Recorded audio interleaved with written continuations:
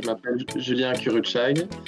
Je fais des études d'architecture. Je choisis comme destination la Corée du Sud et particulièrement à Séoul, à l'université de Sungkyunkwan. Je suis arrivé donc le 16 août, il me semble bien. Le 16 août.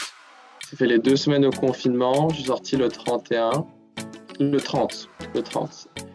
midi. Et là, je considère vraiment mon séjour à partir de là en fait. Alors, tout de suite, il faut faire le visa. Ça, c'est primordial. Il faut faire le visa, donc il faut se prendre vraiment à l'avance. Et à partir de là, non, j'en ai pris les vols, j'ai réservé mon Airbnb. Il fallait prendre en compte les 2 semaines de confinement dans tout ça. Il a fallu que je me prépare avec le choix des cours à la fac. Sinon, non, j'ai pas eu de grande préparation à faire au final.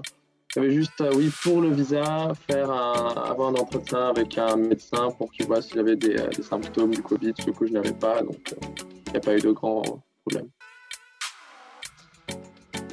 Moi, c'était particulier, c'est qu'en fait, quand je suis arrivé à l'aéroport, il se trouve que j'avais une température relativement élevée. Et donc, comme ils font des checks de température à tout le monde, bon, évidemment, je vais passer. Et donc, ils m'ont fait pris la température, c'est à 37,4. En fait, ils m'ont mis de côté.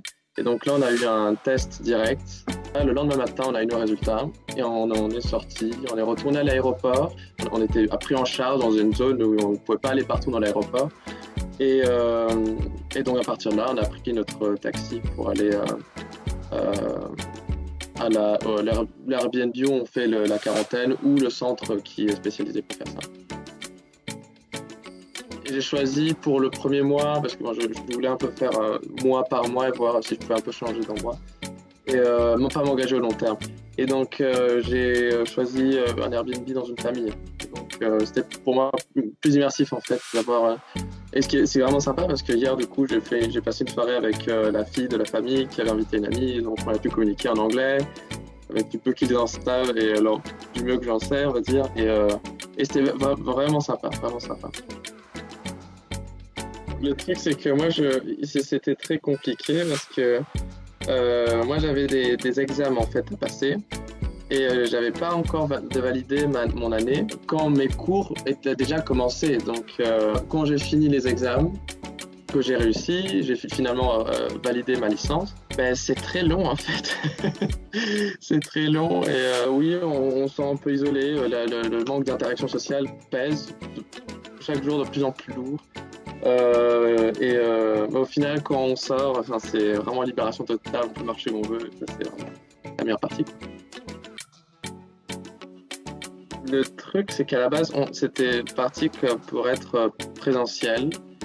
Et en fait, au fur et à mesure, ils ont constaté que le nombre de cas devenait de plus en plus grand ici.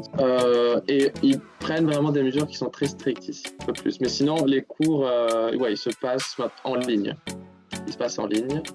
Et donc, voilà, dans cette fac-là, comme tout est en présentiel, le prof a un suivi constant sur ce que l'on fait. C'est-à-dire que si je ne regarde pas, par exemple, le podcast du cours qui a été fait dans l'entièreté, le prof va le savoir. Et donc, si je le regarde pas jusqu'à la seconde près à la fin, si je ne regarde pas entièrement, ben, il va le voir, ça va être montré comme incomplet. C'est assez particulier parce que bon, j'ai jamais eu ça à l'ULB.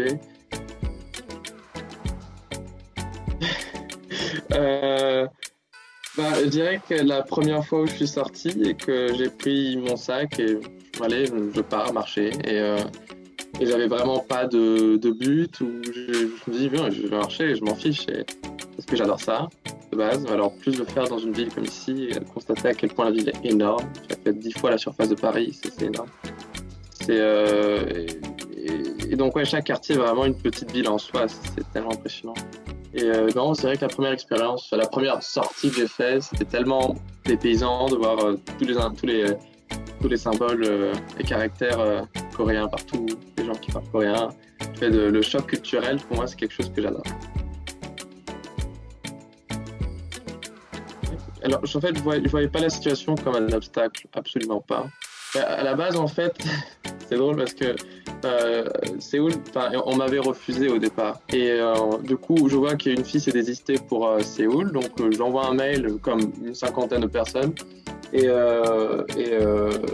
été refusé. Et donc, bon, bah, moi, je passe à autre chose, sauf qu'un jour, je reçois un mail comme quoi je suis dans la liste des personnes qui vont à Séoul. Donc, j'ai pas du tout compris. J'étais bon, mais très bien, je prends l'opportunité. Et voilà, je vais à fond. Non, mais le coronavirus n'a jamais été un obstacle. Donc,